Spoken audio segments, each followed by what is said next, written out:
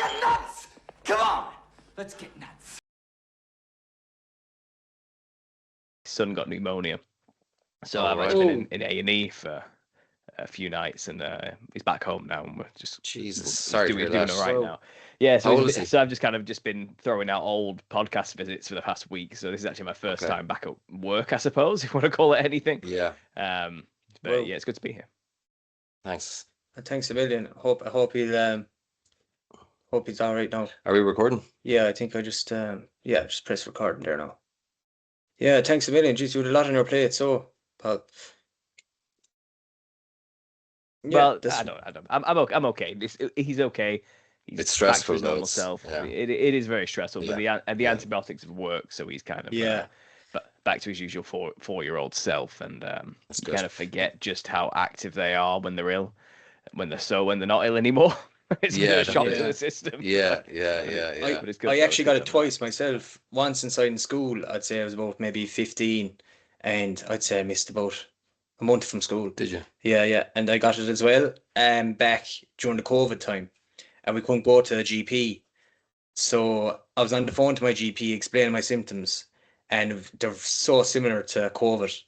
And the doctor, I just went for 3 COVID tests, came back negative 3 times, and then the doctor told me you've pneumonia, and I think I lost something like a stone in 5 or 6 days. Go away. Yeah. So it's not not like a flu, like, you know, it's you get fairly hit by it. Yeah, my brother about 10, well, over a decade ago now, he actually almost died from it. He was only young, he's only about in his 20s, Jesus. and he ended up leaving it too late to go to hospital because he thought he just pulled a muscle in his back because he had this pain going down his back, and he was staying at his girlfriend's at the time, who became his wife, and he stayed. If he'd stayed an extra day, he would have been screwed. He would have been Jesus. dead. But then the doctors didn't really know what it was at first, and they delayed, and then they gave him the wrong medication, so it got even worse. And he got to the point where he was on some kind of special bed that like moves you from side to side to keep the fluid in your lungs from going Oh, hard. lad. And he was just under coma, Oh oxygen, my God. and he literally was about to die. We got called in because they thought he was going to die, and miraculously he actually pulled through. So when my son was exhibiting these signs, I was like, yeah, get hospital right now. And Yeah. we just caught it, but I'd actually already sent us home once and missed it. And it was 2 days Right. later, we ended up going back in, and I was like, you Jesus. are running every single bloody test you can do right now. You are not sending it home and fobbing it off. It's not happening, you know. Yeah. And they Yeah. miraculously managed to suddenly pull an X-ray out of nowhere, which apparently they couldn't do last time.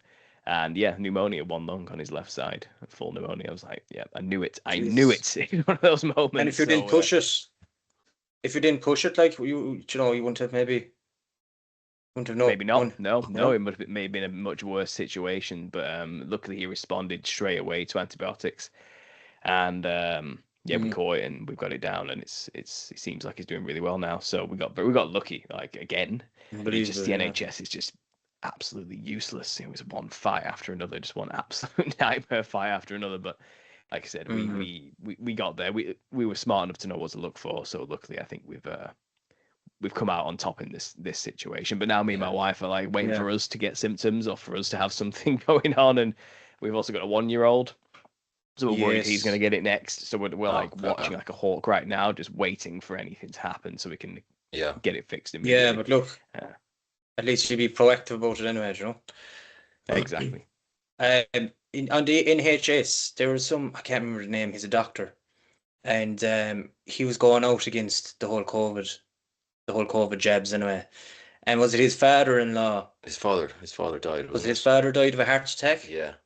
And he had called, and a neighbor had called an ambulance, and the father was a doctor as well, so they called an ambulance, and it took a mad amount of time, like an hour or something, for the ambulance to come out. And he later found out through someone that was involved with the NHS that the ambulances were told at the time to give priority to other illnesses, and the heart attack was down their I suppose It's crazy. their order, like, you know. Yeah. Which is nuts. Our health service situation in Ireland is it's under serious pressure as well.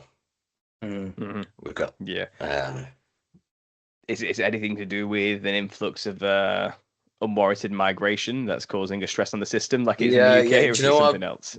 Yeah, Yeah. yeah. You know, I talk about this kind of stuff all the time, but myself and John started doing this podcast because I wanted to get away from the stuff that was making me miserable and thinking about Yeah.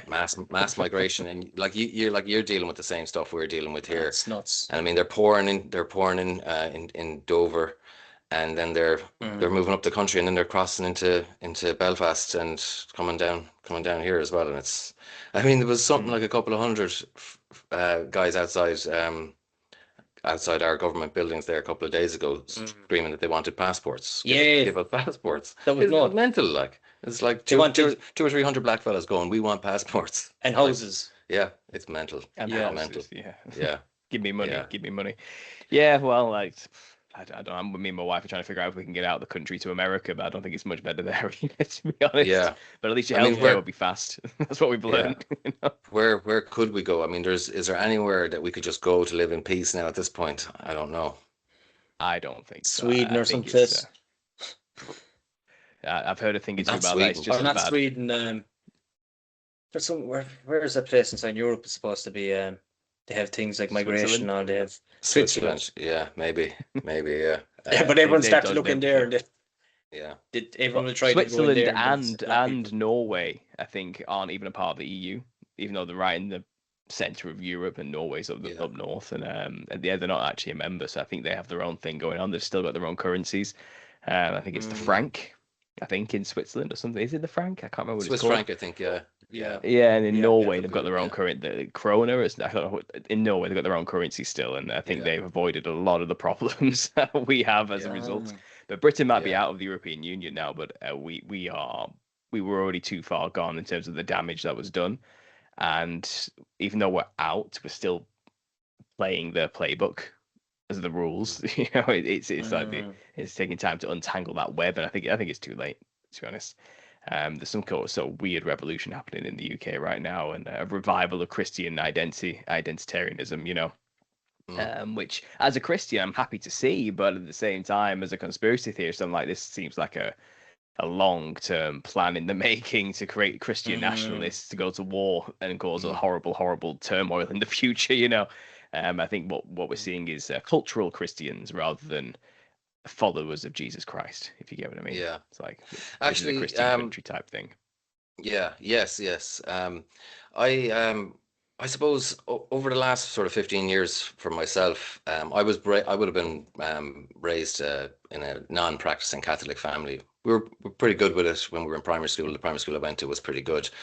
And I suppose then I kind of just drifted away from it. And I suppose when I started becoming this kind of conspiracy theorist person as well, the last place I ever thought I would end up would be considering Christianity again. I didn't think that I was going to be led down that path or whatever. But I suppose some of the stuff that was pushing me towards Christianity, I was seeing a lot of like all the satanic stuff in music and in slipping it into movies and that kind of thing.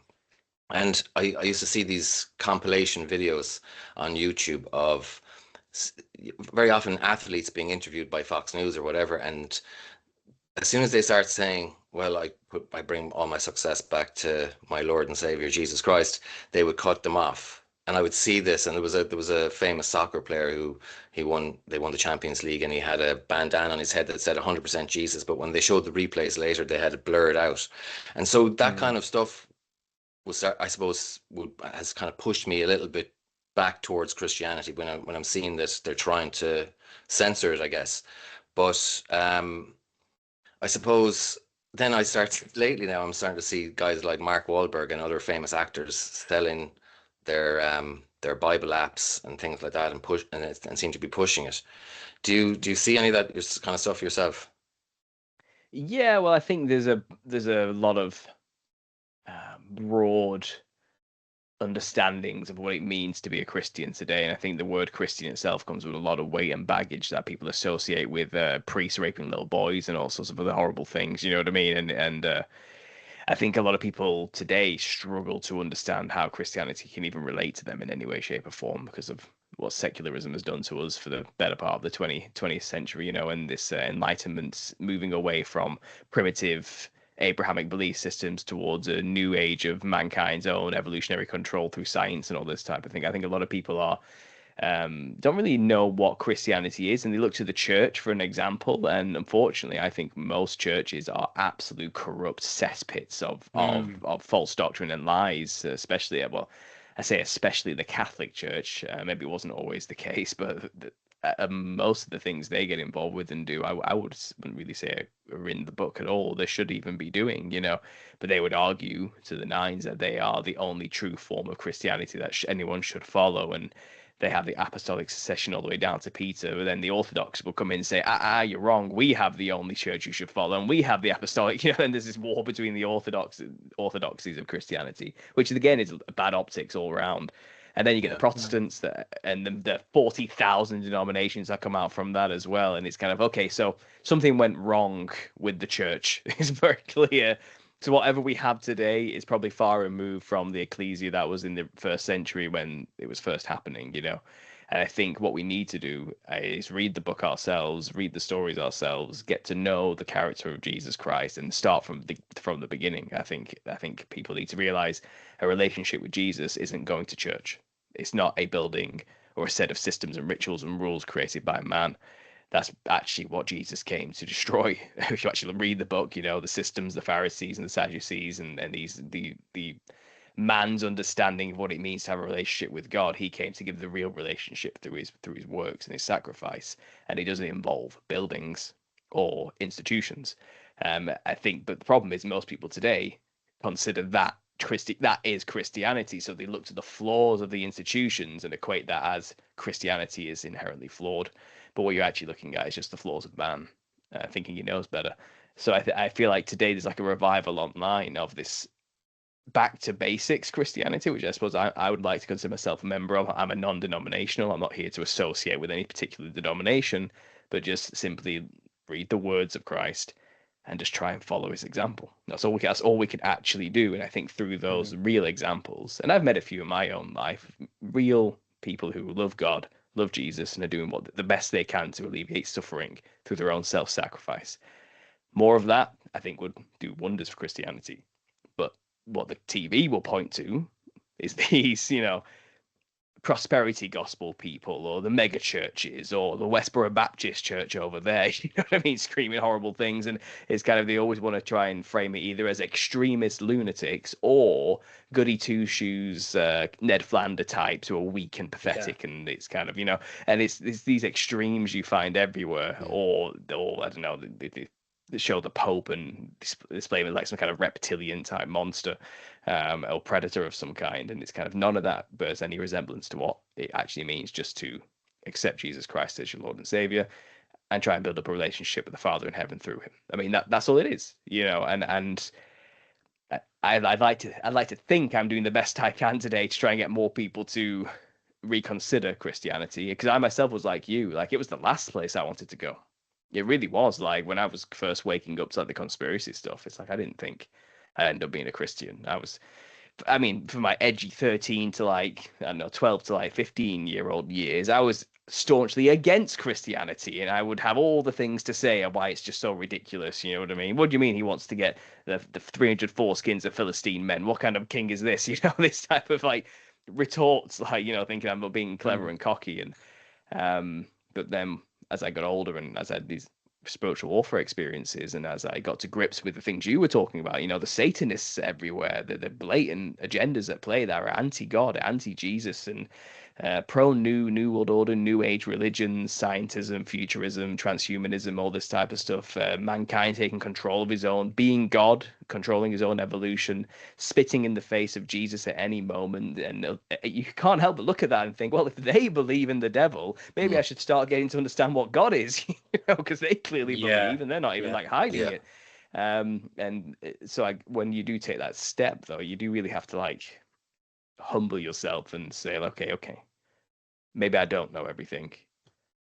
Help me, God, please. And if you do ask, you tend to receive. But don't take that lightly, because you will receive. And you might not be ready for that. I don't know. It was a bit of a mind. Yeah, it messed me up for a while, learning about the truth of reality when I asked God to show me, But once you get through it all, you can't go back. It's, Yeah. it's one of those. So that's kind of my take on these people out there who are, because there is a weird, like I said, celebrities suddenly pushing Christianity and Yeah. pushing the Bible apps and stuff. And I feel like a lot of that could be a ploy again to, I think they want to create a type of Christianity which is more militant. I do think that's what they're pushing for right now. I think there's a long agenda at play to foment a war between Islam and Christianity in Western nations. And to do that, you need to first destroy, infiltrate, and denigrate civilization to the point where they have no identity. The white nations, for example, Christian nations, lose that sense of national identity and some kind of direction and purpose. Tradition at its finest. I think they've destroyed tradition through the leftist propaganda for so long, and the long march through the schools, of Marxism and the rest. And I think now it's time for the pendulum to swing the other way, and that was always the plan. They want to stretch the rubber band so far that it snaps, and then suddenly there's going to be a huge surge in Christian nationalism, to claim that sense of identity, in stark contrast to these invaders in our own countries who do have a sense of our community identity that's far powerful and stronger than what we currently have in this broken system. And I think that was always the plan, to get people so riled up and angry, rightfully so as well, because it's like, well, look at these things people are doing to us, it's heinous on every level. But the point is, focus on the symptom, of the problem, which is the skirmishes on the ground level, rather than the cause of the problem, which are these evil elites behind the scenes who let these people in to begin with, and they try to want us fighting each other while they can continue with their agenda of chaos, basically, and order out of that. Sorry. Something just started playing in my headphones. I don't know if you can hear that or not. No, I didn't hear that. No. Yeah, good. So yeah, order out of chaos. So I think they're fomenting that chaos right now. But they always knew there would be a rise of Christianity again. The point is to co-opt it and control that rise, and control the steam and let it loose on their level. You know what I mean? And they've gathered the momentum and the steam, and now they're going to release it. But they want to make sure those people searching for that sense of religion, tradition, identity do it their way. And that their way is going to be militant. It's going to be Deus Vult, let's have another crusade type of Christianity, which are always the things they point to say, look how evil Christians are. But that's what they want to kind of bring up again. So I think suddenly every celebrity everywhere suddenly becoming a Christian and spreading Christianity is just the same method they've always used. Use media, use celebrities to influence thought on the masses. But they're controlling this one. They're making sure it's done their way now, because they want to create faction against faction. So it's going to be new nationalist Christians against ingrained invading Muslims, I suppose. And while that's happening in the Middle East, it's going to be Muslims versus the Jews, and it's going to be absolute chaos for a long time. Say Jews, those people who are currently occupying the Middle East, we'll still call it that, But even that's supposed to happen, because that war they want to create is supposed to show once and for all the evils of Abrahamic religions and how we just need to leave them behind collectively as humanity, So look at them. They're all just killing each other everywhere. And all of us on the sidelines are watching them like, why can't they just let it go and let us live in peace? And why can't we just be happy and grow as humanity and go to the stars? They're holding us back, And a good example they'll be able to point to for centuries to come would be, do you remember the bloody horrible war all those religions caused for us? And then you throw the baby out with the bathwater. Islam, Judaism, Christianity, they're all the same. But they're not. They're not equal at all. The Jews hate Christianity. Christians are opposed to all of those things. And Muhammad was a false prophet, as far as I'm concerned. And even Christianity, even Islam itself, points to Christ as the only true savior. We actually read the damn thing. It's like there's the truth, the way and the life, which is Jesus, and then there's lies. And I don't think people can realize that until they see the bigger picture, which is this long-term history that we've been dealing with, and this long conspiracy that we've been unraveling for like the better part of like half a century now. And it's all pointing to a plan to foment a war between all the faiths, to then use that as the example of why we should abandon it all. And I think that's what we're kind of on the cusp of that right now. I think they're in that raising the army stage, causing chaos to create these factions, and we could turn it around. These are just their plans. It doesn't mean they have to come true. I'm saying that, and this is what their agenda is. I think we as people can, if we're clever and talk and communicate and teach well enough, we can make people realize this before they kind of react rather than think and act. I think a lot of reactions happening right now, and they want people reacting rather than thinking is what it seems to be what I'm noticing. So that's kind of there you go. That's my quick take on all of that. Sorry if I went on for a while there. No, I actually, I think for me, it's like starting to believe that the devil is real. And when you start to hear some of the real scary stuff that's going on, and you realize, like I've heard for so many years people saying it's a spiritual war, and I didn't really understand that, but there's something there with Satanism, and that's, to me, it's so terrifying that I realize I'm gonna need to be on God's on the right side to survive this, I suppose. I was listening to your interview there with Randy Goodwin there a few days ago, and that was hard to listen to some of that stuff. It is like, and I've seen a couple of clips of children who were rescued from this stuff and talking quite candidly about killing babies and things like that. And I'm wondering, there's an actor there as well, Christopher Lee. I remember seeing this clip of him recently from I think it was maybe the 90s or the 80s, and he was asked about magic, and is there good magic and bad magic, and he said it's all bad. And he said that he felt like there would be satanic rituals going on in the UK that night across the country. Do you have any idea or any theories on the percentages of people who actually are victims of satanic ritual abuse? Oh, well, right now, the entire population of the Western world is pretty much a victim of satanic abuse, I would say. I think COVID was a good example of a mass abuse ritual done, and psychological trauma being induced onto people on a mass scale. I think the MK Ultra program is a good example of what was done to people in the 60s, in the 70s. And I think they mastered it, traumatizing people to create altars, to create compartmentalization within the mind, so then they could activate sleeper agents in the future, with keywords, and bring out those altars to perform horrible tasks, and it's done through trauma, it's done through ritual abuse. You traumatize them to the point where to escape, they have to fracture their own mind and escape into it, And I think they mastered that, and now they're implementing it on a mass scale on the masses. I think that they're applying what they learnt in those early decades a long time ago, So I would say today, broadly speaking, we're all under some kind of satanic trauma mind control. Unless you kind of woken up. It's what we call people wake up, tend to snap out of that and see it for what it is. But many people are going along with the trauma that the media is telling them every day, and living on a fear-based day-to-day basis of fight or flight all the time, and are so fractured and terrified to go outside and live in this world that, yeah, they've gone insane. I'd say a good maybe 50 to 60% of the public are actually insane.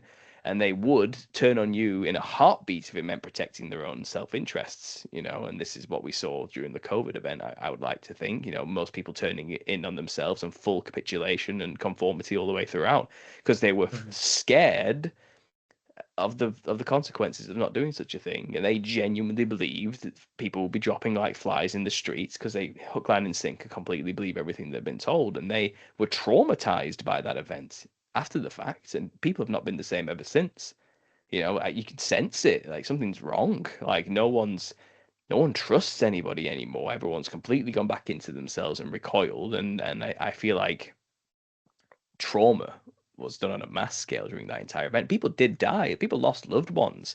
People saw their parents go into hospital and never come out again.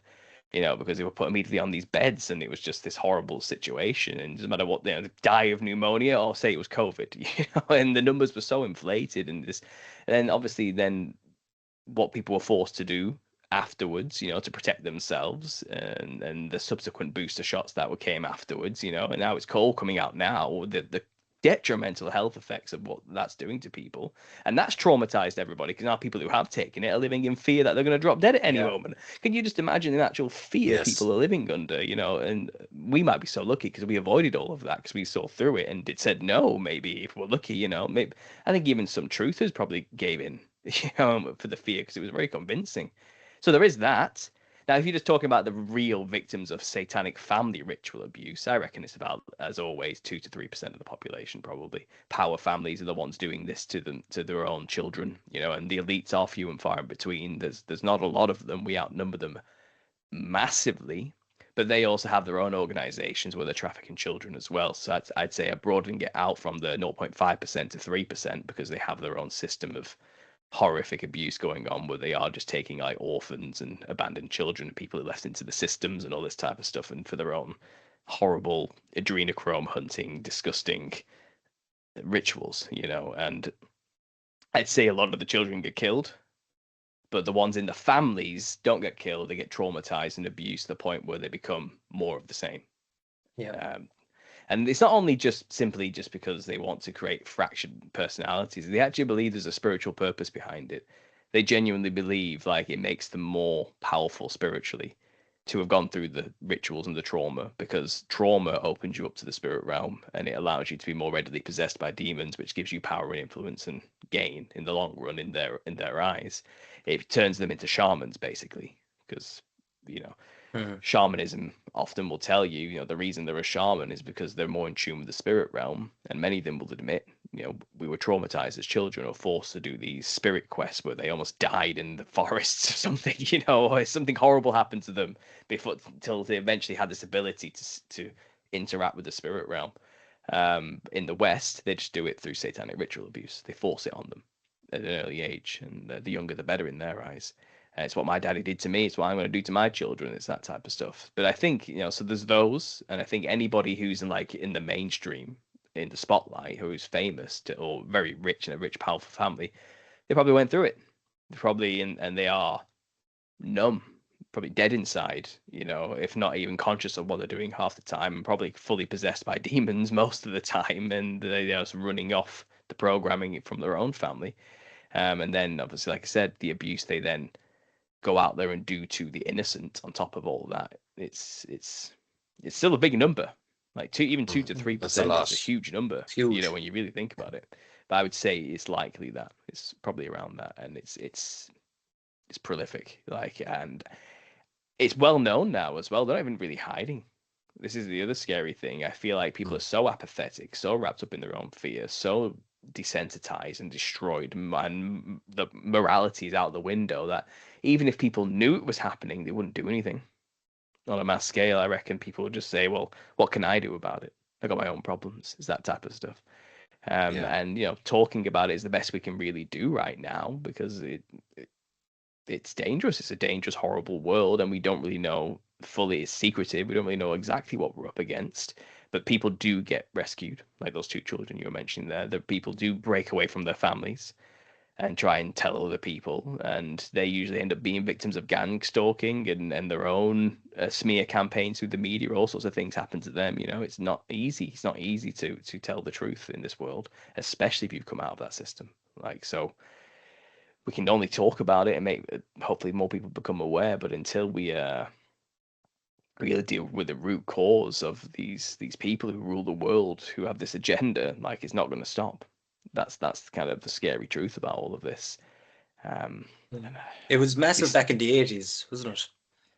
The whole satanic and well, rituals people of started kids. talking about it, and then the media spun it as satanic panic, you know, and it's this illusion that people think like Satanists are everywhere, and they made it out to be like you're ridiculous if you think this, you know. There are not just Satanists around every corner and under every rock, you know. And they say, oh, it's like when the CIA came up with conspiracy theorists to try and debunk anybody who went against JFK or something like this, you know, like, and what the official narrative. But I think we can co-opt that term now and say, no, we're not. We're right. We have every right to be a conspiracy theorist, because you're all conspiring against us, you evil, heinous bastards. You know what I mean? Like, I think we can own that now. But in terms of the satanic panic, yeah, I'm worried about the Satanism that's everywhere, because there's Satanists everywhere. So yeah, we should be panicking. You should be worried. I think we need to reclaim that and not let it just be a smear and say, no, that's the facts. Yeah, we're panicking for a good bloody reason, you know. But yeah, they always come up with these terms to try and like dissuade the general population from wanting to be roped in with this label, you know. But I think we're living in a new age where labels hold no weight anymore. They mean nothing. especially to the Yes. younger generations. You know, Gen Z do not care if you call them racist, sexist, fascist, bigoted, homophobic, or anything. They do not care. They will laugh at you as you say it and say, "Yeah," and like by your standards, maybe I am all those Yeah. things, but you're Yeah. insane. So why should I care what you call me? You know, it's kind of I think that's where we're at now. And I think Yeah. as conspiracy theorists, we're in the same place now. Oh yeah, I am a conspiracy theorist, and you should be too, because you're in danger and we're in trouble. I think we need to start owning it. And I think we are Yeah. there, to be honest. I think that's the level we're at now. And Yeah. you've got to be delusional not to see it now. That stigma is starting to lift, isn't it? Oh yeah, absolutely. Anybody and everybody's got a conspiracy podcast now because everyone sees Yeah. it. Like, yeah, you know, and that's good. That's a good thing. Like the community has blown up, especially since 2020. But even before then, it was rolling quick. You know, with all the election stuff that was going on, and again with the rise of this leftist propaganda, you know. But even that was a bit of a control mechanism. They tried to get people into the Q stuff instead, you know, and trust the plan. And there's a secret war going on between the left and the right behind the scenes, that type of stuff. And false hope, you know, cope. But realistically, this is a battle between good and evil. And people need to realize, you know, it's not a political battle. It's not a battle really between countries or anything like that. This is between good people and bad people. That's really what it comes down to. And the sooner people realize that, the quicker we can solve the problem, I think. But as long as they're going to squabbling with each other over borders and over ideas and ideologies, then we're kind of always going to be at the bottom of the rung, and that pyramid's going to stand strong. You know? So I feel like we do need to snap people out a bit more. So, but I have hope. Like I said, things have changed rapidly over the past decade, and more people are aware than ever. And I think they would have liked to have controlled the narrative of the truth getting out a bit more. But I think it's got away from them. I think they're panicking, to be honest. I think they're actually like a cornered animal right now, which is dangerous because they could lash out and do something silly at any moment just to try and maintain their power structure. But I feel like we have them on the run a little bit, which is why they're pushing for digital ID, shutdown of the internet, no under 16s anymore, you know, and all this type of stuff. I think they're trying to control the narrative and lock down hard and right now because they know like we're losing grip here. We're losing grip fast. So that's a good thing. That can only be a good thing, right? But we'll see. We'll see how it pans out. I find myself wondering a lot about controlled opposition. Have you like someone for me like David Icke? I'm always going on about David Icke because I feel like David is. I could be wrong. I've been wrong about a lot of stuff, but I feel like David Icke is controlled opposition. And something actually you were saying there recently, you were talking about how we present ourselves is important. Unfortunately, you were kind of making the argument that if you look like you haven't got your shit together, then no one's going to listen to what you have to say, especially if it's things they don't want to hear. And I feel like with David Icke, he was a BBC presenter who knew well how to carry himself, and when he wanted to be a Green Party politician, he was always in a suit and tie. But when he reinvented himself and he went on the Terry Wogan show, he wore a shiny tracksuit and his hair was messed up, and even after he was ridiculed and mocked, he went onto Irish TV, the equivalent of the same kind of a show was called the Late Late Show, and he wore the same shiny tracksuit, even though he had been mocked about that, you know. And for me, it felt like he was like an actor bringing the show to another country or another television channel. Do you look at some of these guys and wonder why, like David Icke has just been recently allowed back onto YouTube, and but all his interviews were there anyway. So they weren't, to me, it felt like pretend censorship for him. You know, he's banned in all these countries, but every interview he's ever given is still up on YouTube, including BBC have some of his videos up there still. I think we need to be careful about pointing fingers and just calling anybody and everybody a shill under the sun because we're a paranoid bunch in the conspiracy community. So I get it, you know, and we should be wary of that. It is a real thing. You know, there's plenty of examples where like the feds have been seen to be infiltrating movements and trying to control them from the inside. And you know, someone went on this, someone called Connor who was telling a story on his channel, which I thought was quite funny, and it was about this small group of people in America started their own commune to break away from the government type of thing. And when it all came out in the wash, Like, out of the 10 people that were in this commune, like 7 of them were feds and only 3 people were actually real out of all of it. My And it's God. kind of like, this is what I mean. Like, it became this ridiculous situation where it was just like, this is what happens, you know? So we have to believe in the truth community. Yes, there are probably feds. There are probably controlled opposition. There are probably people co-opting the movement and leading it down the wrong way. And that's the job. Absolutely. So I'm not saying no. Don't think that's not the case. We need to be wise. We need to be careful. Absolutely. But at the same time, we're not in a position to know who that is, really. We're actually not. Like, we're quite ignorant from our perspective. And these are like trained actors that can pull it off really well. So you've got to kind of be very careful with just, because you can end up like accusing your own brethren who are on your side as well if you're not careful. And then I think that's Yeah, kind of what they yeah. want, that paranoia. Like, who can we trust? Can we even trust each Yeah. other? So there's no cohesion.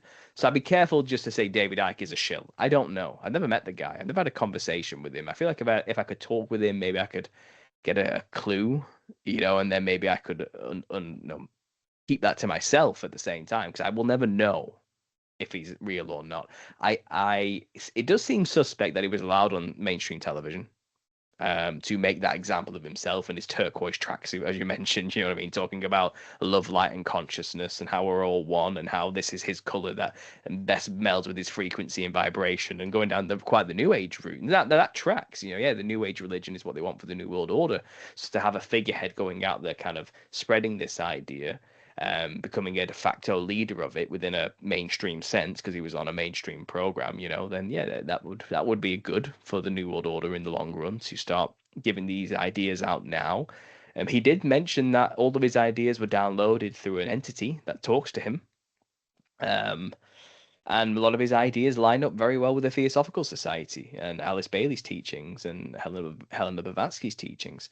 And there is a teaching within that set of rules and thought processes that they should externalize themselves and let people know that they exist and who really runs the show in a drip feed fashion. And David Icke would be playing that role. He's externalizing the hierarchy. If you listen to his 8-hour lectures, yeah, he gives a lot of truth. You know, he really lays out like just how the hierarchical structure of secret societies work. He's not lying.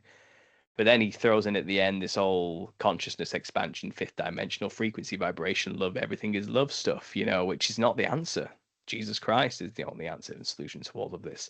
So it's a bit of truth with a lie. But then at the same time, I can step back and realize, okay, well, we don't actually battle against flesh and blood. I think David Icke may genuinely believe he is doing what's best for humanity. He really believes what he's preaching. And he is out there doing the work because he actually genuinely thinks this is the solution to our problems. He might actually believe that, and his intentions are really good. But the people that control see this is a useful idiot. Let's give him a platform. And let's make it seem like he's being censored, but he's not really. He'll think he is, and he'll play as though he's really being censored. But we'll give his platform back, and we'll make people think he's real. And it's possible he's just being behind the scenes being pulled, and he doesn't even know it. You know, I think there's a lot of that going on as well. So I would have faith and believe in the Almighty Father in heaven that anybody can be saved, including David Icke, and even he can come to the truth in Jesus Christ. You know, so I would never want to besmirch anybody or accuse them of being anything intentionally. I think sometimes it's best to assume ignorance than malevolence. I think that's probably the best, safest bet, you know. And even those who are evil and too far gone, they're not too far gone. That's a lie.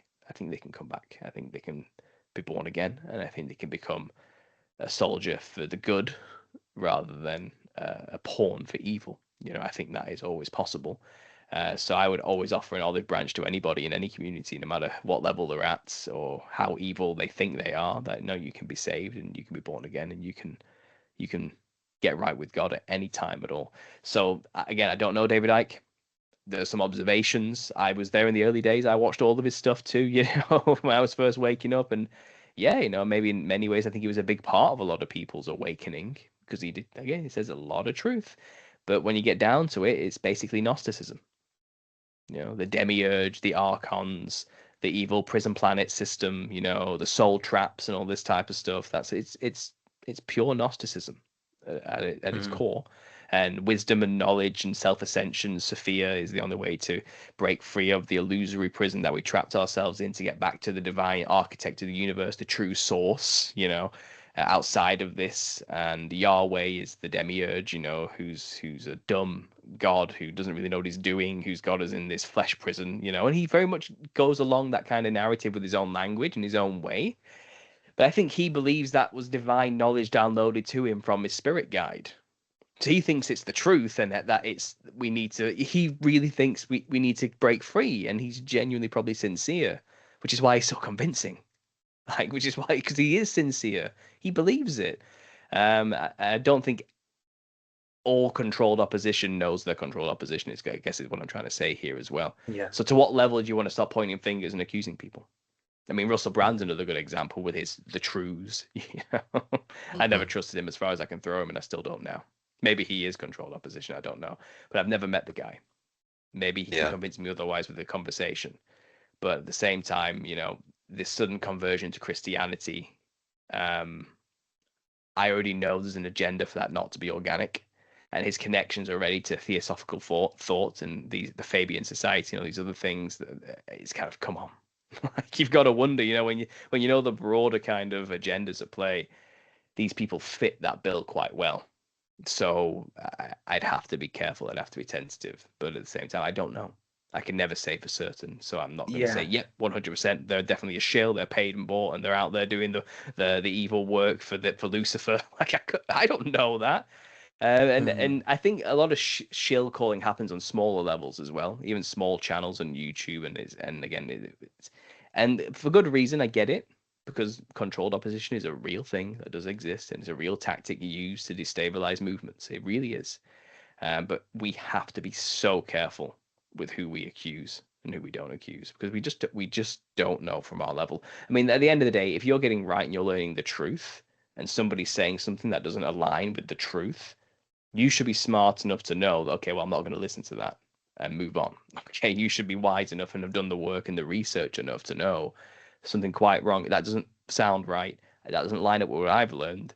So maybe I'm not going to listen to that part of what they have to say, and just move on. Don't make it your life's work to go out there and bring them down, that type of thing. Because I feel like that's not conducive towards a healthy community that's actually trying to go towards something productive and useful and teach each other. Don't become like a shill hunter is like one of my main tips on the Tips of Truth series I do, just simply because I've seen where it goes. It creates nothing useful in the long run. It causes nothing but division, and no one trusts each other anymore, and everything just falls apart, and there's no cohesion, and it just becomes a bitter, horrible environment to be a part of. And it's kind of great. Well, that's ruined. No progress is happening here for at least another decade now, until everyone's got over it or moved on, or new people come, and they're going to do the same again. I think some controlled opposition, for what I've seen, what they tend to do, and this is just from my own experience being in this for a while and being a part of like communities and groups, they tend to be small, very small channels. This is usually what I've noticed, who will position themselves within a community as like a small voice at first. They'll befriend leaders of the communities and sing their praises in the early days. Then they'll get the bigger communities to endorse them because of all this, we're all in it together. We're all loving it. I love your work, blah, blah, blah, And then once that endorsement has happened, they'll tend to then turn on the bigger ones and say, isn't it strange that they do this? Or why haven't they talked about this yet? Or blah, blah, blah, And then they'll try and cause that discord originally. Then they'll get an army gathering below them slowly. And then the day will come where they'll denounce the person that they originally said was great, and say we should be the ones leading the movement instead, because they aren't saying what needs to be said. They don't have the guts to say it like we do, and then they end up trying to become the leaders through that method. I've seen that happen plenty of times, actually, over the past decade. In Mandela Effect, Flat Earth, Tartaria, the Little Season community, whatever big topic comes around that kind of moves the research forward, these groups turn up, and they always... You get the first initial people who started it, who were really just looking for the truth. Then you get this other faction or group of content creators that suddenly turn up and ingrain themselves into it. And then they'll turn on the big ones and say, we should be leading it, cause a war.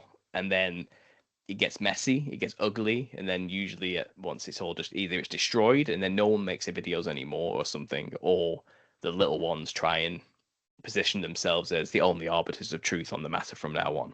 something like that. And that seems to be I've seen it work. It works, so that's probably the method they're using. And I feel like it's only the big channels who could be controlled. I really don't think that's the case. I've talked to some. I'm a big channel now. I wasn't, for a long time.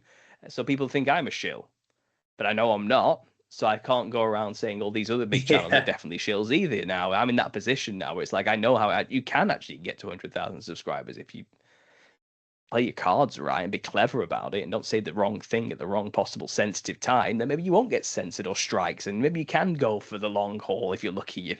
It can happen. So I've talked to bigger channels these days, and it's like, yeah, these are just people, good people half the time. Some maybe not so better than others. But it's like they worked hard to get where they are, and these are the ones that are going to be attacked. Do you get what I mean? That seems to because once you get to a level, it's like we can't let them get any further, so we need to start doing some damage control or slandering or tarnish their image or something like that. And people have tried with me a few times, but the sad thing is, when people actually look into me, there's nothing to find.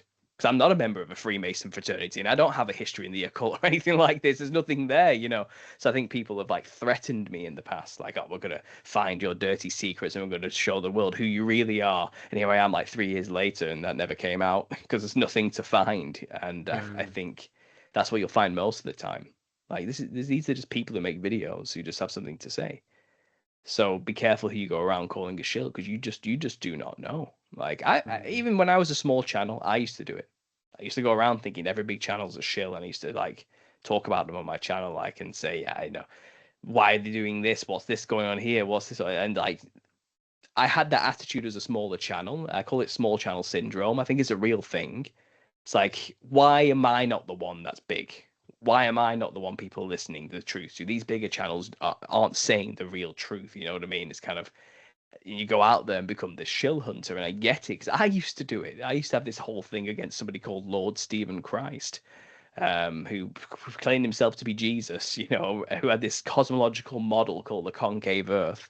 And I went after him. I was like, no, you are controlled opposition. You are here to make anybody who thinks about alternative cosmology look insane. You're doing your job really well, blah, blah, blah, blah, blah, And maybe he was. I don't really know. He started a cult. He got really weird. I think he's dead now. He died eventually, but I hope he came to Christ in the end. I really do, because it's kind of sad. But during that time, I get it. I get why people do it, because I've been there. But maybe he wasn't. Maybe he was just somebody who was lost. In hindsight, I look back and it's kind of like, what was it? Why was I doing that? And I know why I was doing that. I was being selfish. I was trying to make a name for myself. I was doing it for my own self gain, in my own purposes. I felt like it's what I needed to do. It felt like this is the best way to get myself publicity and also to bring down the evil bastards while I'm at it, type of attitude. But it was all self-righteous, wrongly placed nonsense. You know what I mean? The spirit behind it's awful, and it creates a living nightmare for everybody involved. It really does. It's not nice for the person being attacked. It's not nice for me who was doing the attacking, because I spent a good part of my life looking over my shoulder, worried that they'd be coming after me or something. You know what I mean? It creates this paranoid atmosphere all around, and it's terrible. It destroys people and communities very quickly. So there's kind of my take on all of that from my own experiences. Are they controlled? Who's controlled? I don't know. That's where I stand now. I'd rather just do my own thing and not attack other people from now on. That's kind of what I've learned. And that's what I'm going to do. People can attack me. I'm not going to respond. That's just my attitude towards it, because it's you don't want to get into that. That's my experience. So there you go. Does that help? Yeah, I think that's good advice, because I am that guy.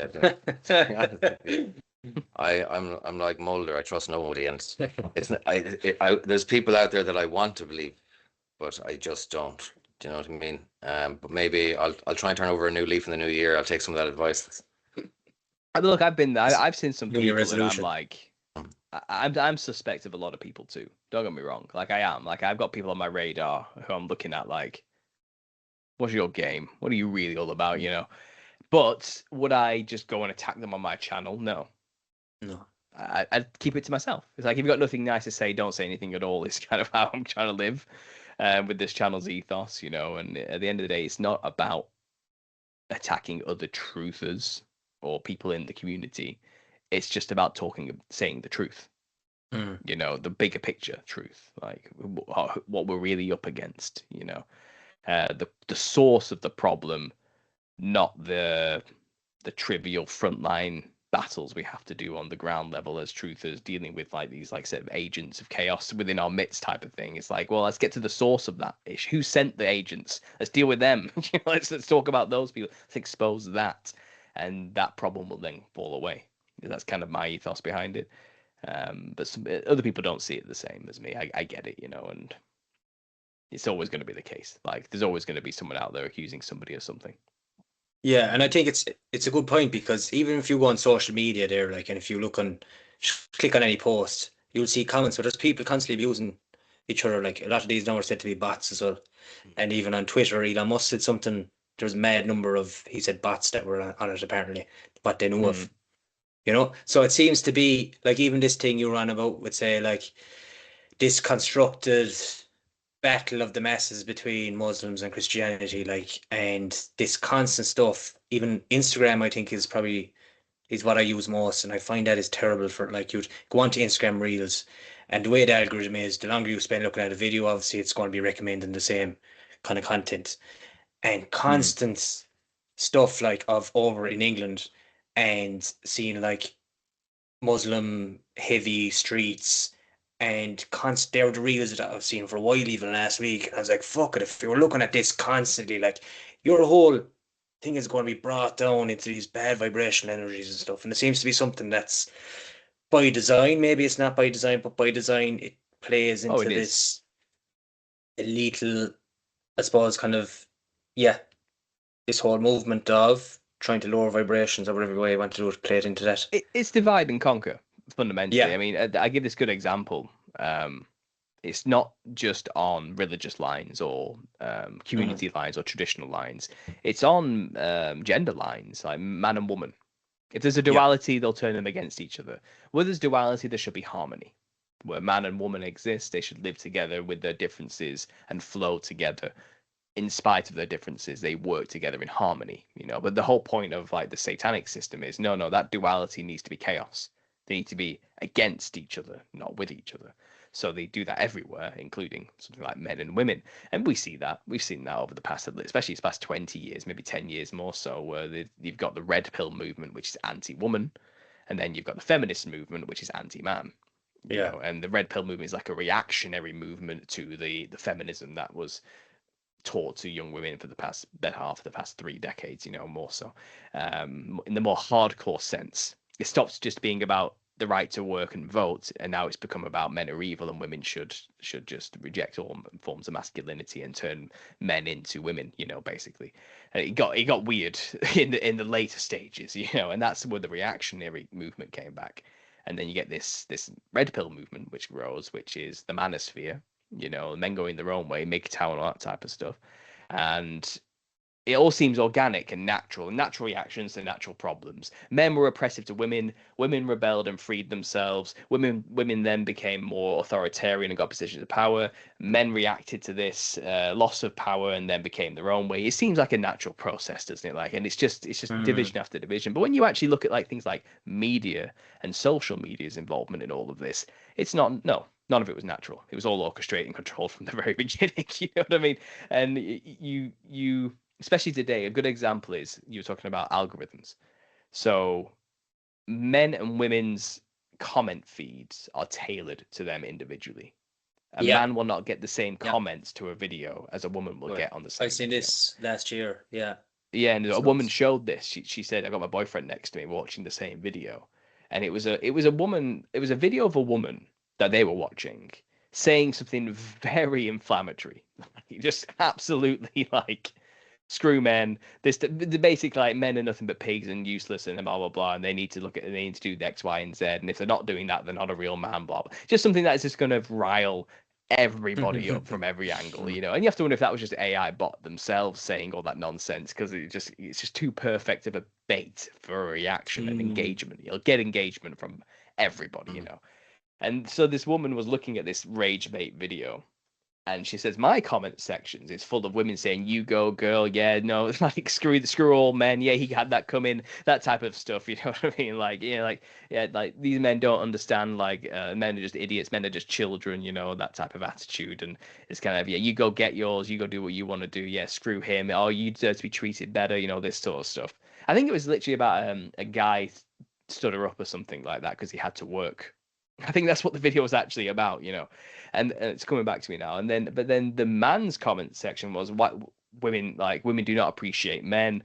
Like the man has to go and work. Why can't she understand that they need to do this in order to provide for her?" Like it's kind of like women is basically all of his comments were tailored towards women are evil and don't appreciate men, and men are better off without them. And all the women's comments were tailored to men don't appreciate women, women are better off without them. That's one of the basically that's the overall message. And that's social engineering. That is they are socially engineering a division between the sexes that is not actually real. It's not it has no reason to be there. Do you get what I mean? It's kind of and I think they've been doing that for a long time. And that's just one division. They're doing that to religion, to politics, to everything. Everything. You know, they're doing it in schools, they're doing any line you can think of, they're creating a wider divide between it. And it's all orchestrated and AI algorithms that have just made it 1,000 times worse, especially with the whole bot farming situation and the illusory support for certain ideas that gives, you know, the view counts that aren't actually there type of stuff. But then you look at the comments and it's kind of like these bot comments, these bot accounts saying that the inflammatory things, saying those divisive things, and then tailoring it to individuals. And it's kind of, we have never seen anything like this before. Like it used to just be, you know, the 6 o'clock news on the 5 channels you could broadcast to and tune into at one point. But now it's, we're in trouble. Like I think the only way this can turn around is if we turn it off. And who's going to do that now? How are we going to turn off social media? You know, how are we going to turn off? Like, I don't know. I don't know how we can reverse this. I feel like it's like we've crossed the threshold and there's no coming back when it comes to this type of thing. I think the only defense we have against this now is knowledge. Like, and I mean real spiritual discernment type of knowledge, not just knowing a load of stuff. I mean, like getting to grips with the spiritual reality we actually live in and the consequences of the impacts of these and know the weapons used against us. It's like we need to start learning about our enemy. Like people need to understand why they would do this to them and how they would do this to them. And maybe we have a defense then, because magic only works when you don't know how the trick works. It's only impressive when you don't know how it works. You know what I mean? It only works when you don't understand it. But if you can understand the method, the trick fails. And I think that's how rickety this whole illusion is that they've got.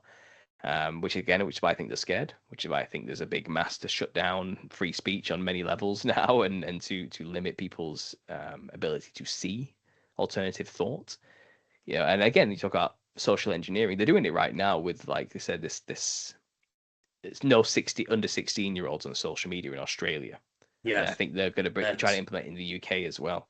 And it's kind of, I think I heard, I don't know if it was an Onion article, maybe it was satirical, but something about over 60s aren't allowed on social media either, or something like this. And it sounds like a fun joke, you know, let's get the boomers off social media, they're ruining it for everybody type of stuff. But I could see that possibly in the realms of possibility, because if you can limit older generations from seeing what is really going on, they can still continue the dream and the lie that the world is what it used to be when they were younger, which it's not. We're not living in that world anymore, and their advice is terrible for younger generations because the landscape has changed. But if they don't know that because they don't have access to see the world for what it actually is now, then that actually means they'll keep voting and supporting the old systems and the old regimes, the left-right paradigms, Labour or Conservative, because they still think that's the world they live in, where that works, you know. But then if under 16s have no access as well at the same time to news, alternative media of any sort about what's going on in the world, then the only place they get their information is the school. Of how the world works. That's not good. That's a bad place to be, because that is just propaganda at its finest, at its highest form, you know. So that's what it really is. That's trying to social engineer our children now by limiting their access to alternative sources for information and controlling the flow of information they get through the schools alone. So anybody under 16 who's still in high school and below, they learn the history and facts from the winners. and the ones who wrote the books that get taught in those schools. They learn from the masters why they're the slave class basically, and they should be happy and have nothing. That's what's going to happen, because social media, for all of its problems, at the same time as a double-edged sword for the elites, it is teaching children about things and to have opinions about things that the mainstream media would not want them to have. So that's why I think that's why they're seeing this fearful crackdown now, and I can see it coming. I can see. It looks bleak. That's all I can really say. It looks bleak, but at the same time, I think the younger generations are quite impressive in many ways. A lot of them aren't. A lot of them are completely brain rotted to hell and they're doomed. But I think there's a good contingent of the younger generations which are not taking it. Like, not even playing ball, not even a little bit. Like, not even a little bit. They are born into a world that offers them nothing, and they want nothing from it. Like, they are going to burn it down and build something new. I can see it coming. And they are not going to play the game. Like, they're just not, because they can see it's a zero sum. There's no benefit to them getting involved in the system. Like, and as a result, a new system's going to get made, and the old one's going to fall away. And I don't think that's what the New World Order intended. I think they didn't want that, which is why they're trying to control that now and again limit the information to even younger generations. But I think Gen Z, Gen Alpha, probably as well. But right now they can't be controlled by the teachers apparently. The ones like primary school and high school, and the teachers just are falling away. They won't listen. They won't do anything. They won't sit still. Like, they say, "Oh, I blame the millennial parents.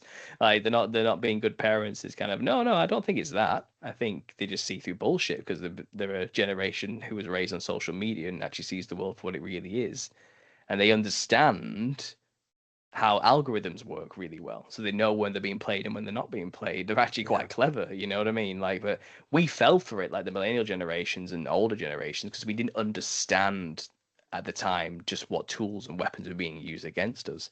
I think the younger generations know, everything's game to be addictive and to mess with our dopamine, and that we should be detoxing from it, and that smoking's bad and that we shouldn't drink. And they understand all this stuff now. You know what I mean? I think they're like doing a different mindset. It's like, I'm not going to have sex before marriage, and I'm going to exercise regularly. I'm going to eat healthily. I'm going to avoid GMOs, and I'm going to do like they know how to live through the world better than we did, because they have been made heavily aware of the horrible control systems that are real and are around us, which is why I think there's this rise of conspiracy as well in popularity. I think it's getting away from the controllers with these younger generations. I don't think they know what to do.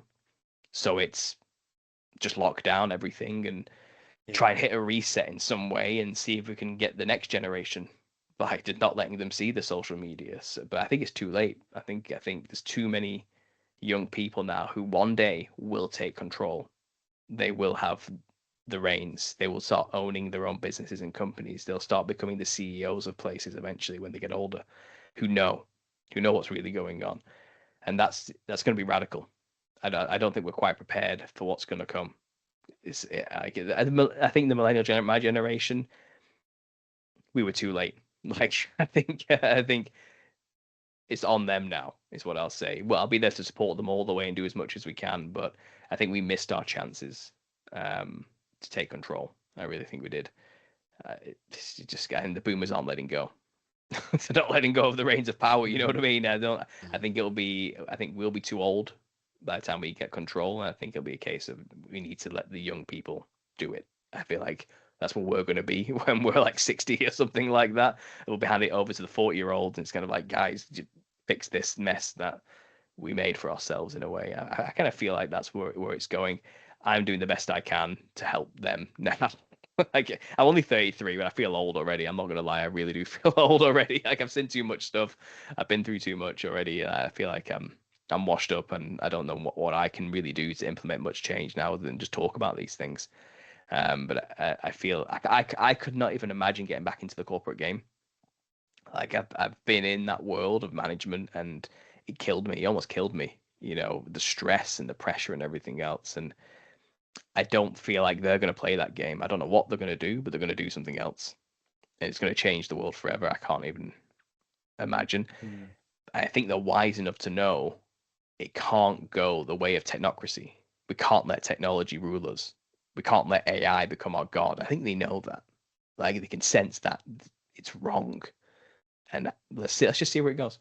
I'm hopeful. That's my optimistic take. Like I think And that's good to be there is optimistic hope. though, because there's lots, Yeah. there's too many people out there being pessimistic about the whole lot. And if you're just if you're constantly pessimistic about something like that, like what's going to come from it, you have to be optimistic. And especially Yeah, I kids. think So you said it as well. Like they are in a majority, they're rejecting this woke bullshit as well. Like which yeah. is great to see. Yeah, exactly. Just don't let them control that reaction to the woke stuff into the way they want it to go.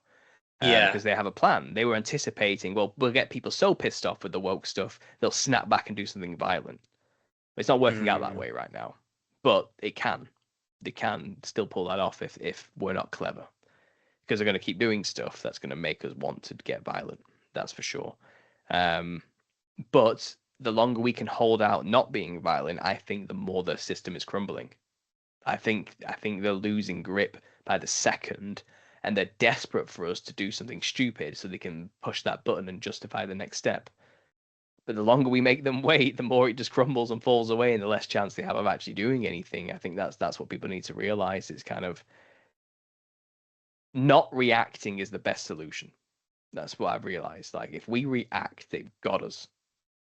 They've got us for another decade, and we have to wait another decade because they're going to implement laws and changes and everything that's going to control us for even longer and cement get the foothold in power back again for just a little bit longer, and that's the game they're playing. But right now, I think everyone knows, especially when even like you don't have to be a conspiracy theorist, even just a political world, like Labour and Conservative, they're over. The time is done. Like the old way of doing things is dead, and everyone knows it. They have failed. They have failed us on a mass scale. And people are like, oh, well, maybe vote for reform instead, or maybe they'll change things. Everyone knows that's bullshit too. Everyone's like, no, the system is failed us. It doesn't matter who you vote for, government wins. We know that now. Like I think everyone knows this now. So, but like I said, so all they can do is foment revolution and cause absolute chaos. That upends everything, and hopefully they can reorchestrate the chaos into their image. We're not going to give them that either. Don't give them that revolution. Don't give them that. Like that's the chaos they need for the phoenix to rise out of the ashes, as they completely symbolize in all the secret societies all the time. Like, do not give them that.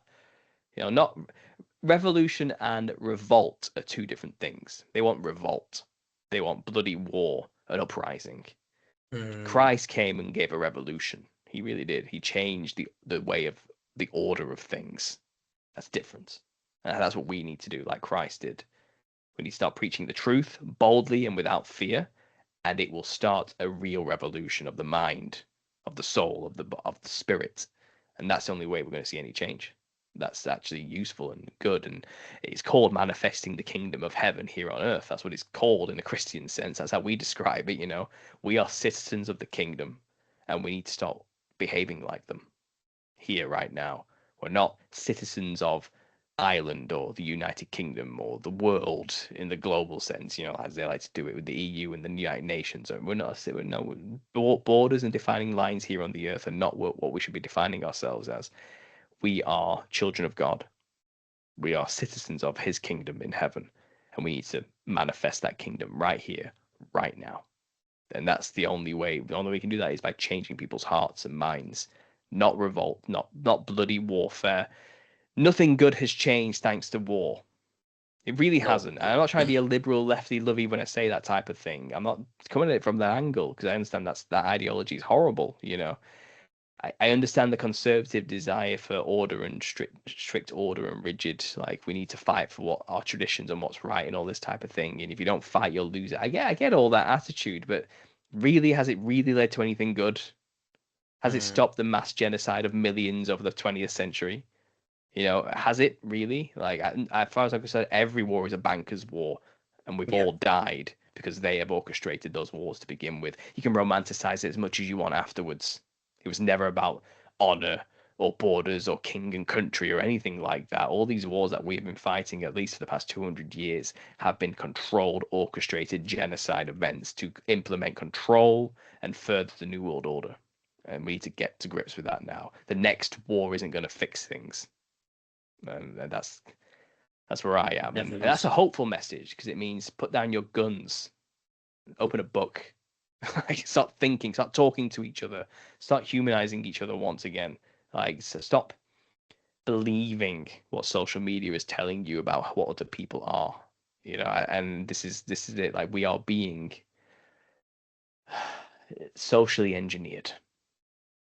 Like, and as soon as you realize that, you're no longer being socially engineered. Like, that's, it only works as long as you're ignorant of the fact that that's being done to you.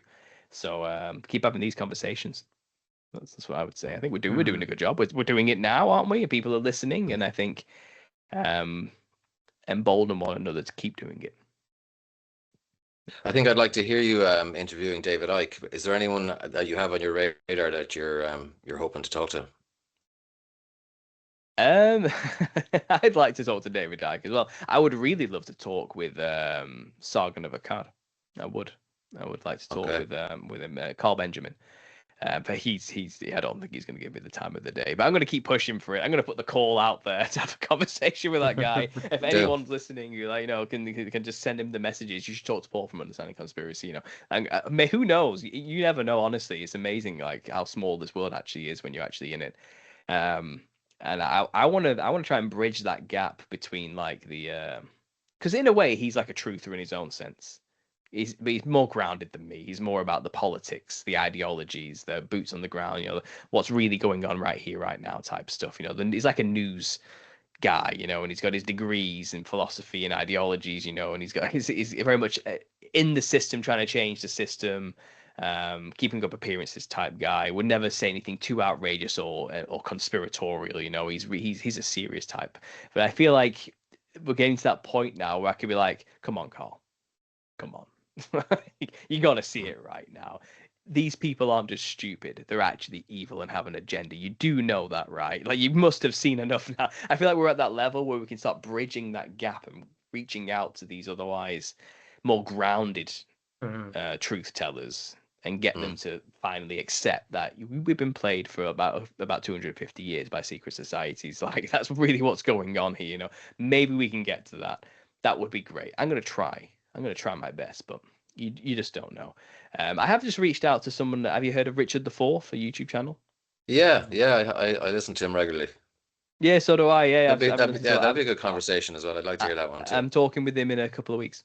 So great, good. That's cool. That's cool because he hasn't been around very long. Maybe a couple of years, I think. Well, maybe I've only discovered him.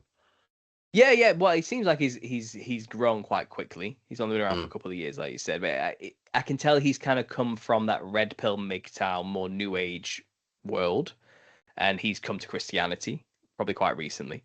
And he's got his own way of like expressing it. He's gone more down the traditional route, and he is one of those people who's kind of can see the problems, with the Islam and the lack of identity. And I really appreciate his takes on things, but at the same time, I don't think he's quite as conspiratorial as I am about it. And I'd like to just talk with him to get him to lay out, because I think he's fantastic at laying out the problems that we have right in front of us. And I think I've heard him say some really grounded things along the way. And I don't think he's being fooled quite as easily as like a lot of these commentators are. I think even he can see like long term, I think the solutions that are being presented within Christendom are wrong. I think he can see this nationalist revolt idea coming as like, yeah, this probably isn't the way we should be going, but I can see why. I just want to have that conversation with him. Like how do you actually see this? And I think it's gonna be a good one. He's like me. I think he can talk for England if I just ask him one question. So I'm going to just let him go for a while, and I'll just stay quiet for that one, and then I'll just interject every now and then with, but what about the secret societies? What do you know about these? I'm just gonna prompt him on it, and maybe he'll reject it, maybe he won't. But again, I think we're at that time now where you've got to give us our due now. You got to listen to us now. You can't just say no, you guys are crazy anymore. I think we're at that point now. I think maybe the conspiracy theorists were right. I think they were right. I think everyone's feeling everyone's feeling it. The difference between what is it? What did they say? The difference between a conspiracy theory and truth is about 10 years, or something like that. It's about a year now at this stage. Give it 2 months now. Yeah. Are you familiar with a comedian by the name of Alistair Campbell. I've heard that name. Now you just Yeah. I'm good with faces, not names. I Yeah. probably recognize him if you showed it to me. I think, yeah, if you get a chance, you should look him up. I think you and him would have a good conversation as well. He's all in on Jesus, but he's a very funny guy as well and very witty, and I think you'd appreciate his takes on things as well. I'll look into. I'll send him a message. Yeah, I will. That's the thing that I've got to this point where I can actually start doing that, because I've got like over 100,000 subscribers now. That seems to be like one of those thresholds where people take you seriously. So I can actually message somebody who has like 200,000, 300,000 subscribers, and they'll actually respond now. So I'm like careful. Like, who do I want to try and like ask? Who do I like a kid in the candy store? It's like, who do I reach out to next? Who am I going to get to speak to now? You know, all this power, and I've got this heavy responsibility, and I don't know. Like, I'll talk to anybody. This is who. So I'm not even like being too like selective necessarily. I'm clearly, because you came on our show. We've got like 300 subscribers. When John reached out to you, I wouldn't have reached out to you. He goes, you gotta try. He goes like, Paul Stobbs is going to come on. I was like, you killed me. Like, yeah, crazy, man, crazy. No, I love talking to anybody and everybody. I don't care how big your channel is, really, because these conversations need to happen, you know, and I'm happy to have them. Like, whoever, like, it doesn't matter who's listening. Like, if 300 people's 300 people, that's great. Let's talk to them. You know what I mean? I'm not like against that at all. And I've had some of the best conversations I've had with people with smaller channels. Really have, because I find a lot of bigger channels are too scared to talk about certain things. Like, they don't want to talk about certain things. Especially on you know YouTube. what I mean? Exactly. Like yeah. So I've had some great conversations with like really small channels, and this has been a good one. I've had fun. Paul, what's your opinion, before I let you go, what's your opinion on this Age of Disclosure documentary? Have you watched it? Is it about aliens and UFOs?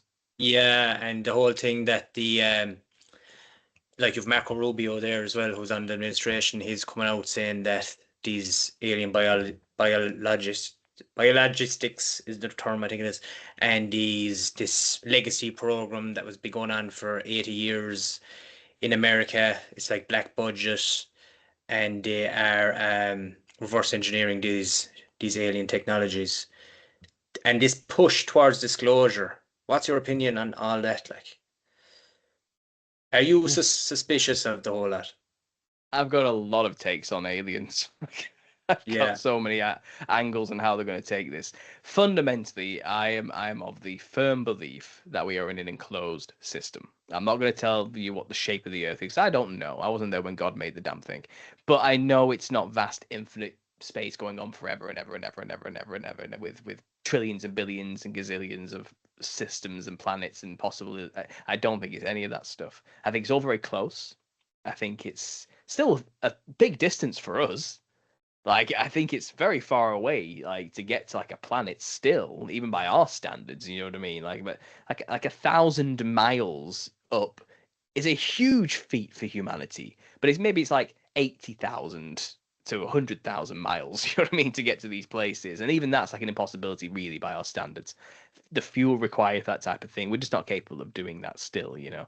And they say to us like, oh, we can't get past the Van Allen belt of radiation or something, or we've never really got above like Earth. So, like, they say all this stuff to you, like, we don't get that far, you know, and just forget that the moon thing ever happened, you know. So to pretend that didn't happen, because that just breaks that rule immediately. But whatever. Like, so I think it's an enclosed system. So there aren't aliens. Just rule that out. That's the lie, and they've been working on that lie for a long time, about 100 years or so, you know, give or take, since War of the Worlds and that broadcast where people started shooting down their own grain towers, worried the tripods had turned up because they believed the radio broadcast was real and not fiction, you know. Like, so I think they've been testing the idea of aliens through propaganda for a while. Star Trek, Star Wars, all that type of stuff, you know. Like, these are programming. This is programming. They want people to get used to the idea of exploring the stars and meeting aliens, or aliens coming to us, like the day the Earth stood still, or Independence Day, something like whatever, you know. All that's programming to reinforce that idea, and it goes with heliocentrism, it goes with evolution, you know, because these are things that have evolved in other rocks, other places, just like us, you know. And I think it's all leading up to this final war I mentioned at the end of it all. They're trying to get everybody to become followers of Lucifer, and all that really means is that man thinks they are God. So that means it's up to mankind to control their future and their evolution. And that goes hand in hand with aliens coming to teach us how to evolve to be like them. Okay, so that's if we end up in that position, we'll drop all of our previous belief systems and we'll become Luciferian, which means we'll become followers of our own light, our own guiding light of ascending to be like gods ourselves, like super aliens, like these members of the Galactic Federation that have just turned up or something, and we'll engineer ourselves through technology to be like gods or super advanced beings so we can go out and become spacefaring species like these that have come to visit us now. But all they are probably even fallen angels coming down and lying to people that they're aliens from space. That's all. It's an illusion. It's magic again, And the illusion's only held up by the centuries, the decades of propaganda that have created this hyper reality in people's minds that isn't real. That there's vast space and we're insignificant rock about to be visited by aliens at any minute. That's been programmed into people. So you have lots of people waiting for aliens to turn up. They're just desperate for it. They're bored. It's like, well, aliens just turn up already. I'm sick of this life, That's where people are at now. And that's on purpose. So they're always teasing, like, oh, could this be it? So 3-Eye Atlas was the recent one. Yeah. Yeah, but there have been other things in the past where they've like hinted, like, oh, Nibiru's returning was a big thing. The 13th planet of Zachariah Sitchin, and the Mayan calendar coming to an end was another thing where they kind of hyped up this idea, that something's going to come and turn up and change everything forever. But it's a lie, and something will play out like that. It will, and it will look like aliens have actually turned up. I will tell you this right now: it will look like aliens have actually turned up. But if they haven't, yeah, Bluebeam will be involved. I think they have flying saucers ready to go in underground military bases and under the sea. I think they've got them built, ready to go at any moment. Whole fleets of them, and they're going to unleash them in the moment that the alien invasion kicks off, and we're going to think they've come from space, but they've likely just come from the oceans, because it's a vast place where no one's going to have any witnesses of them coming out. No one's going to see them coming from the earth rather than from the sky. I think they're going to possibly mix it up with like a mothership scenario of some kind. I've speculated perhaps when the mothership turns up, that's actually Jesus and New Jerusalem coming down from heaven. As it says in Revelation, but they need us to believe we're under attack by aliens. That's what they need us to believe when that happens. But really, it's God coming to establish his kingdom finally, once and for all, new heaven and earth stuff, not just the millennial reign, but like the final. This is it now. The earth's coming to an end, and we're going to renew it into its original form as it was when Adam was around, type of stuff. And New Jerusalem is coming down, the heavenly kingdom from heaven. And it's going to look from our perspective like a mothership coming out of space. Like we're not going to, our worldview has been warped to perceive such an event like that, And then that's when they release all the UFOs from the ocean and attack all the cities, stop vaporizing places. And we're going to think we're under attack by a mothership who's just released all of its little drones to come and kill us. You know what I mean? But that's not what's really going on. So they could play out like that. How do we get people to come together as one and make war with a common enemy? Well, that's one way of doing it. So if the whole world comes together and tries to attack the mothership, then the devil's just convinced the whole earth to make war with the camp of saints, with New Jerusalem, with Jesus. So I can see it playing out like that in some sort of weird, double-blind, psychedelic type of way. So that's like one scenario I could see playing out. It would make sense why there even is all this agenda to convince us of aliens. It's because they know Jesus is about to return at any moment from heaven, and they want people to fight him rather than be happy he's here. So that's one way you do it. Make people believe in aliens. So when he turns up, they have no framework to interpret it in any other way, and they'll think they're under attack by aliens. So when you see like documentaries coming out about disclosure, or the president's hinting at releasing the Roswell files or something like this, or Mexico has found a tiny little paper mache alien here, something like this happens, like, this weird comet's not behaving right, or something like this. Yeah. It's all just that priming you for that event when it finally goes down. And that's the end game, by the way. That will be the final like thing. But I don't think it's coming until after that war I mentioned earlier, where all the religions have to destroy each other. They're fomenting that earthly man-made war first. And I think in the midst of the horrors of what's going on, the peak of the horrors of that war is when aliens are going to rock up to put an end to it.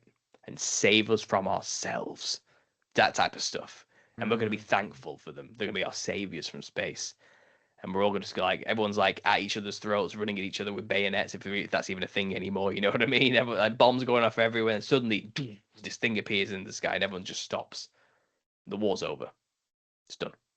Like, how small our differences seem in light of this new situation that's just come upon us. You know how petty our differences now are. Like, are we even that different after all? We're all just one. Ronald Reagan, is it? Yeah, Reagan. I was going to say. Yeah, we're all just humanity, United are we not? Nations. You know, and humanity now needs to collectively come together.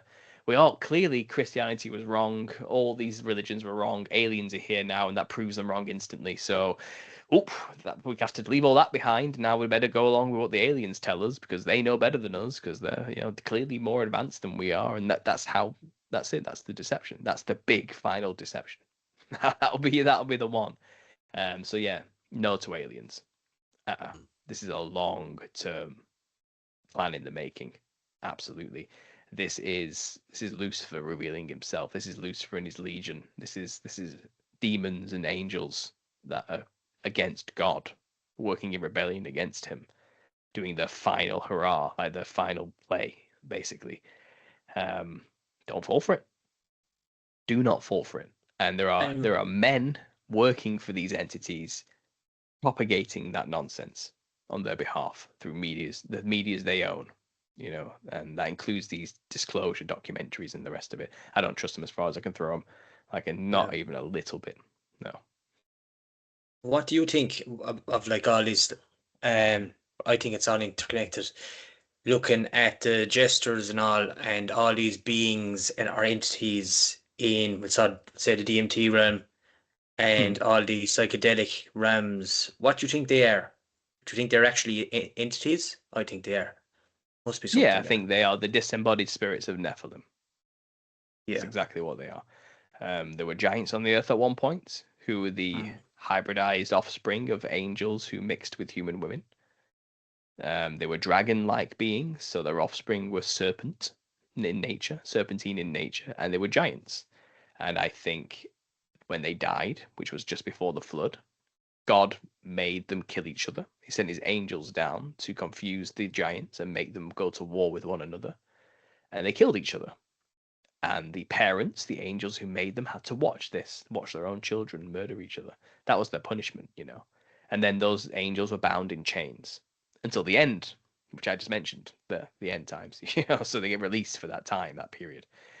So they're probably released right now, plotting and making this final war happen I mentioned earlier, and about to pretend to be aliens, But anyway, so that happened, and these offspring were created. But when they died, they're stuck on Earth in spirit form.